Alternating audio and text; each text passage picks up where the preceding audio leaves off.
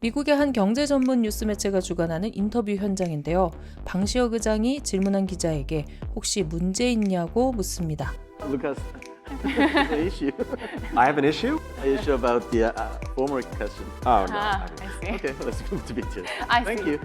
Yeah, I'm assuming. 웃으며 한 질문이지만 진행자는 당황한 기색이 역력한데요. 무슨 일이 있었던 것일까요? 일간 소울 영화입니다. 최근 빌보드 보도에 의하면 방시혁 하이브 의장은 스포티파이 공동 창립자들에 이어 세계 대중음악계 주식 부자 3위에 꼽힌다고 합니다. 총 3조 4천억 원이 넘는 주식을 가지고 있는데요. K-팝 산업이 전 세계적으로 성장하면서 방시혁 의장은 이제 한국의 큰 기획사 대표 수준이 아니라 글로벌 음악 시장에 막대한 영향을 끼치는 주요 인물이 된 것입니다. 며칠 전에는 블룸버그 현장 인터뷰에서 직접 K-팝과 하이브의 미래에 대한 이야기를 나누기도 했는데요. 특히 그의 화법에는 몇 가지 특징이 있는데요. 첫째, 유난히 자주 등장하는 단어들이 있습니다. 그런 관점에서 사실 회사에게 성공과 실패의 관점에서 말씀드리자면 If we think of our goals in terms of failure and success, of course, 그중 하나가 바로 관점인데요. 왜 이렇게 관점이라는 단어를 자주 쓸까요? 방시혁 의장의 답변을 잘 살펴보면 상대방 질문을 표면적으로 이해하고 답하는 것이 아니라 질문에 숨겨져 있는 관점을 먼저 파악합니다. Music industry in South Korea is known for training and development. How would you characterize how that works?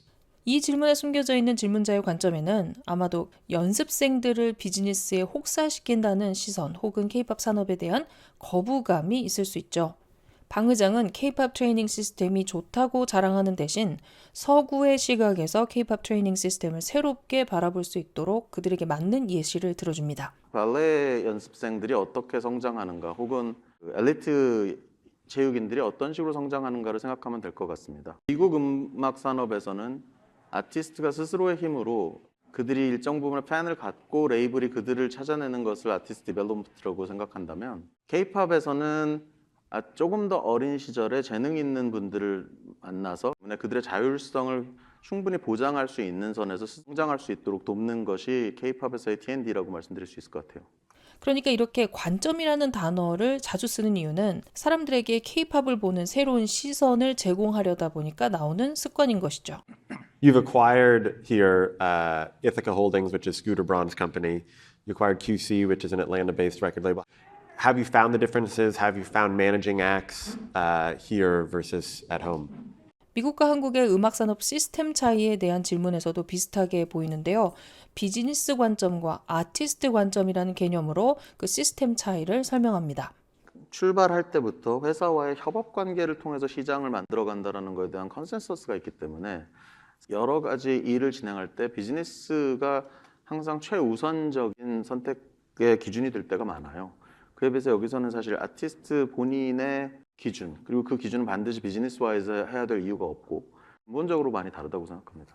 이렇게 답하니까 K-팝 시스템이 가진 나름의 합리성과 강점이 객관적으로 전달되죠. 이런 화법은 특히 사람들이 가지고 있는 편견을 깨는 데 매우 효과적인데요. 가령 진행자가 인기 코미디언 트레버 노아가 거주하던 LA 베레어에 있는 고급 주택을 방 의장이 최근 구매한 것에 대해 언급하는데요. 좋은 의미의 질문이지만 사람에 따라서는 K-팝 성장으로 갑자기 부자가 되었구나라는 시선으로 바라볼 수도 있겠죠. So 20 years ago, you first came in LA. You were in early 30s. So you shared a very tiny room with JYP Entertainment founder like Park Jin-young.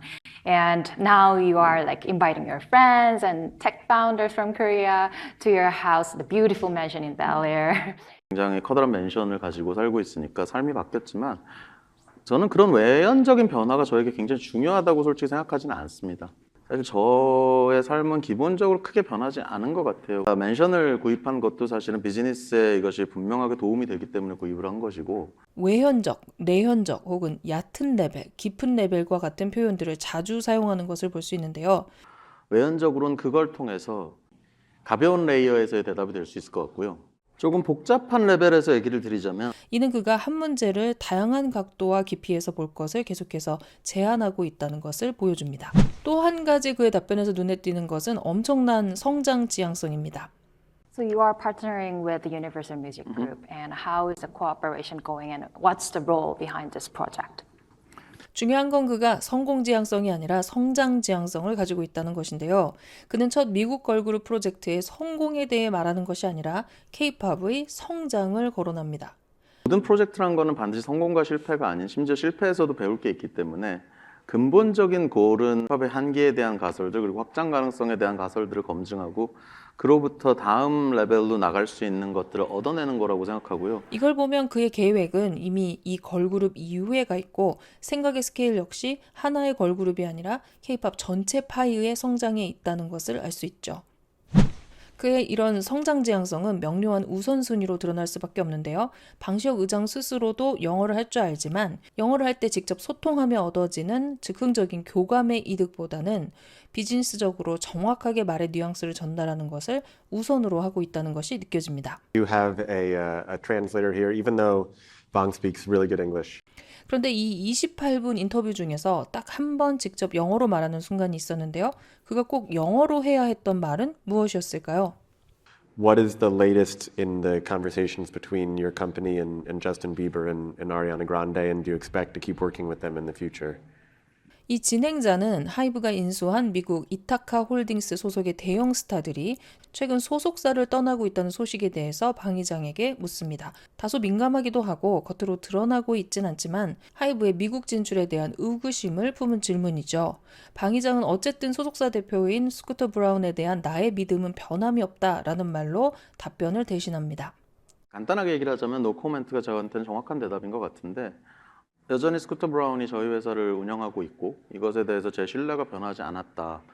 그 부분이 아마도 대답을 가름할 수 있지 않을까 기대해 봅니다. That my trust in Scooter Braun has not changed, I think provides an answer in and of itself. So let's talk about BTS. 이 순간 애매한 분위기가 흐르는 듯 하다가 진행자가 BTS에 대한 질문으로 밝게 넘어가려고 하는데요. 그런데 이때 그는 이 미묘한 분위기의 변화를 그냥 넘기지 않고 혹시 이 주제에 대해 문제가 있나요? 라고 웃으며 대놓고 묻습니다. Let's talk about BTS, the biggest boy band in the world at the moment. So Lucas, there's an issue. I have an issue? No, about the former question. Oh, no. I mean, I see. Okay, let's move to BTS. I Thank see. you. Yeah. 그러자 질문을 한 진행자는 당황한 기색이 역력한데요. 이 역시 방시혁 의장의 화법이 느껴지는 대목이죠. 바로 솔직함이라는 칼라를 사용하는 것인데요. 애매하게 마무리해서 찜찜한 인상을 남기는 대신 웃으면서 전곡을 찔러서 주도권을 놓치지 않습니다. 커뮤니케이션학과 심리학을 전공한 제가 보기에는 아주 흥미로운 인터뷰 영상이었는데요. 여러분은 방시혁 의장의 소통법 어떻게 생각하시나요? 오늘도 세상에 대해 배우고 생각하게 하는 영어 콘텐츠 일간소울 영어였습니다. 구독과 좋아요 눌러주세요.